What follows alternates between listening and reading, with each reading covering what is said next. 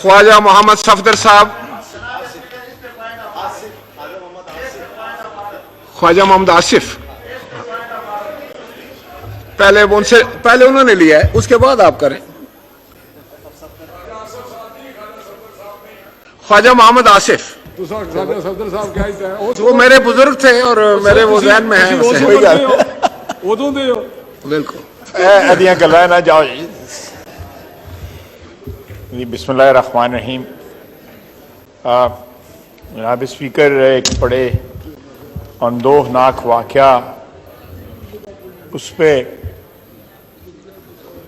मुझे बात करने का मौका मिला है। हमारी जो रीसेंट हिस्ट्री है या तारीख जो है उसमें केपी में इससे पहले जो है आर्मी पब्लिक स्कूल का वाक़या हुआ था 2000 मेरा ख्याल है 16 में दिसंबर में हुआ था या उससे पहले हुआ था। ऐसे कई वाक़या जो है मुल्क के दूसरे हिस्सों में भी हुए हैं जहाँ पे बहुत सी कीमती जानें जो हैं वो गंवाई गई, दहशतगर्दी की नज़र हो गई।